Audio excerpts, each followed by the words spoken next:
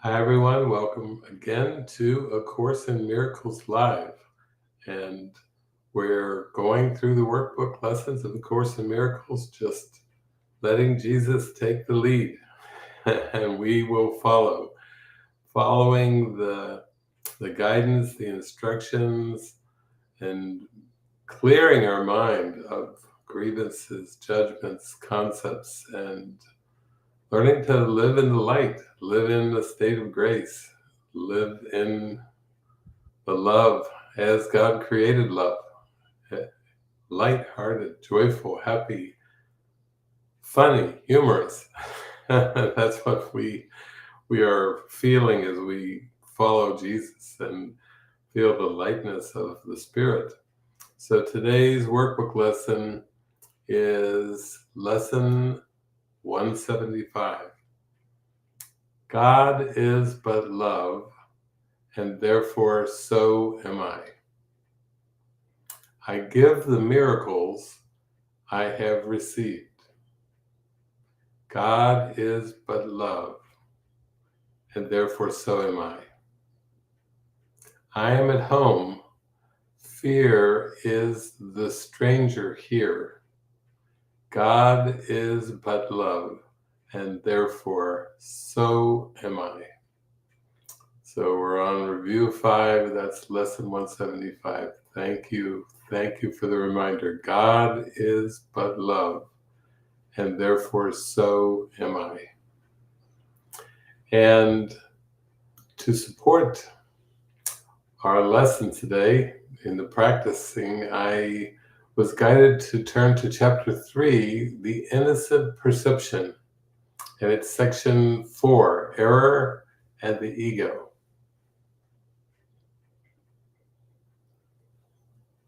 The abilities you now possess are only shadows of your real strength.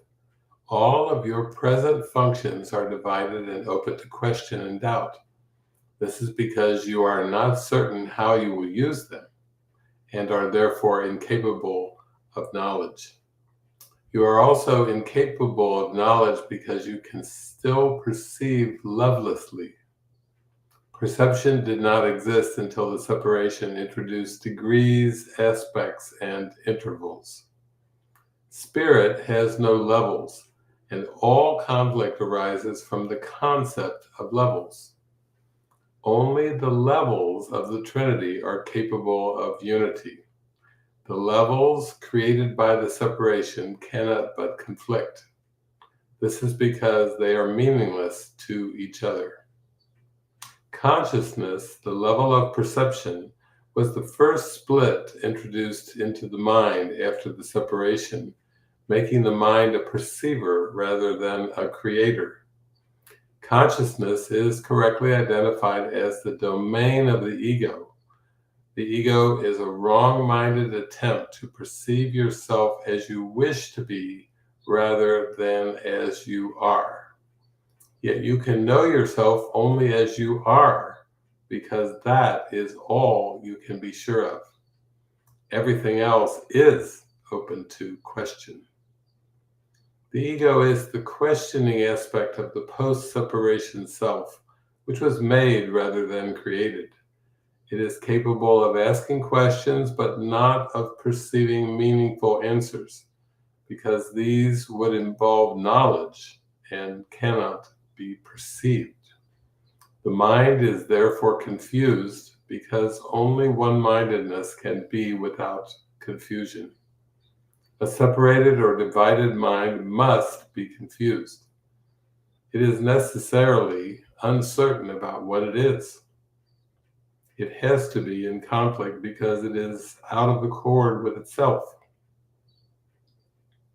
This makes its aspects strangers to each other. This makes its aspects strangers to each other. And this is the essence of the fear-prone condition in which attack is always possible. You have every reason to feel afraid as you perceive yourself. This is why you cannot escape from fear until you realize you did not and could not create yourself. You can never make your misperceptions true, and your creation is beyond your own error. That is why you must eventually choose to heal the separation.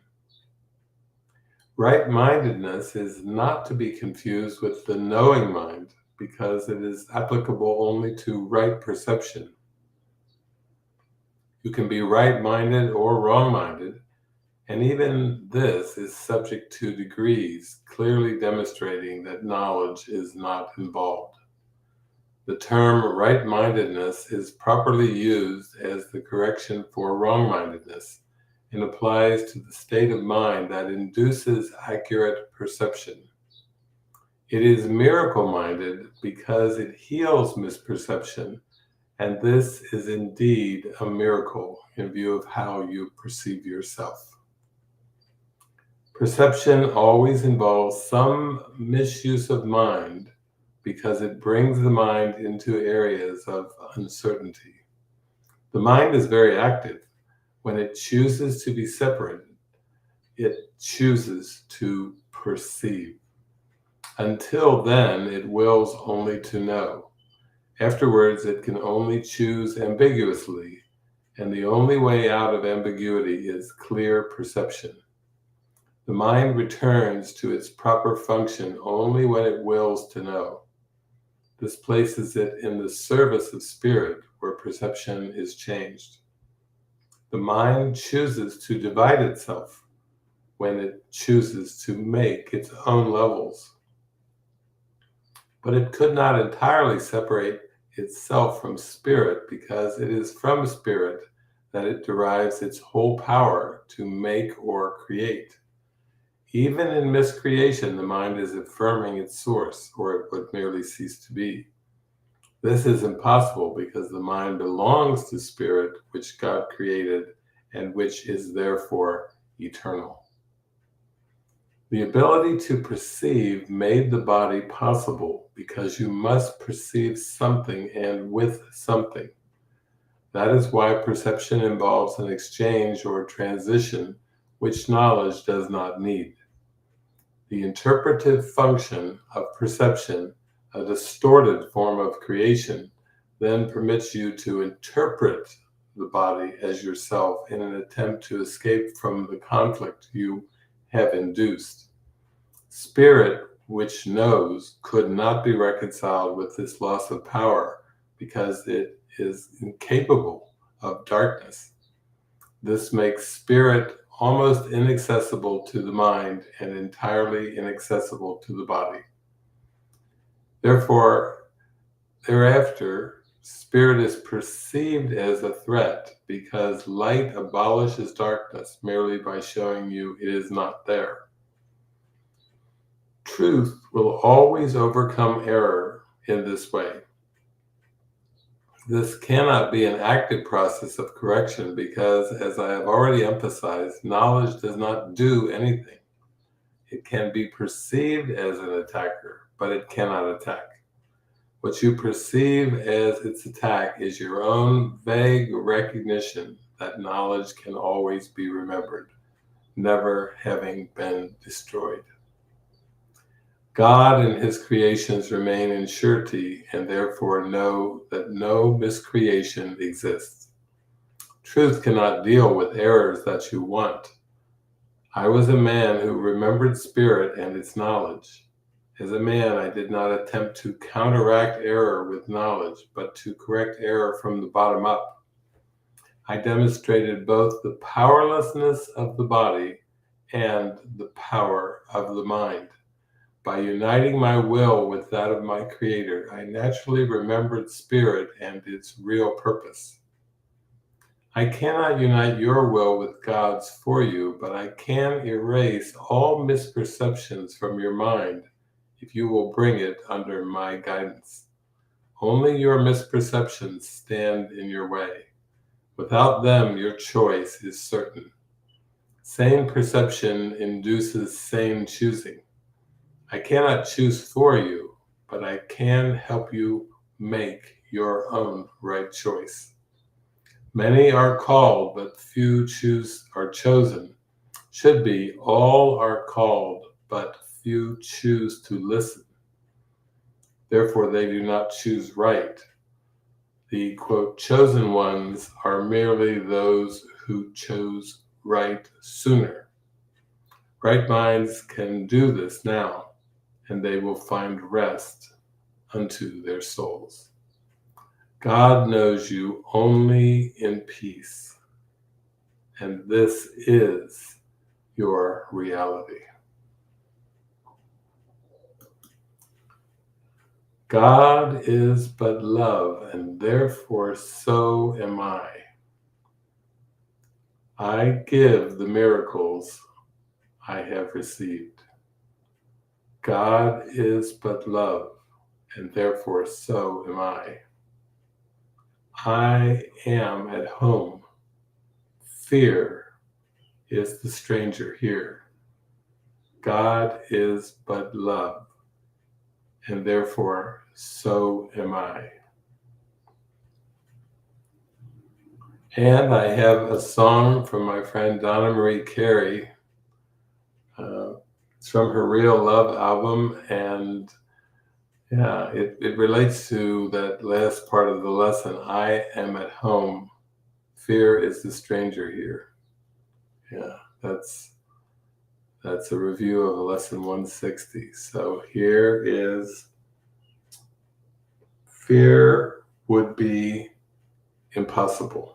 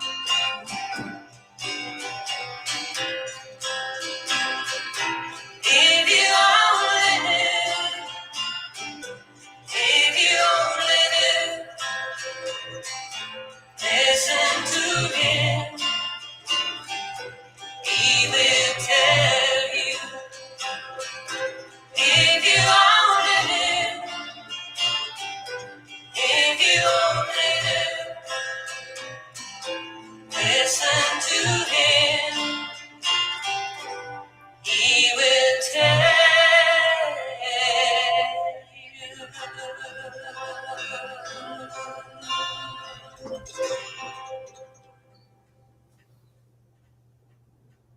Mhm. Beautiful, beautiful. Thank you, Jesus, for showing us the way. Showing us the way. Yeah. Oh my goodness. I feel so grateful for this journey, this amazing, amazing, amazing journey. And we are being taken and lifted and lifted and lifted. And these lessons are just reminding us, every day here we're on a streak of God is but love. And therefore so am I. So God bless you and have a beautiful, beautiful day and shine your light. That's all we're to do, because we are the light of the world.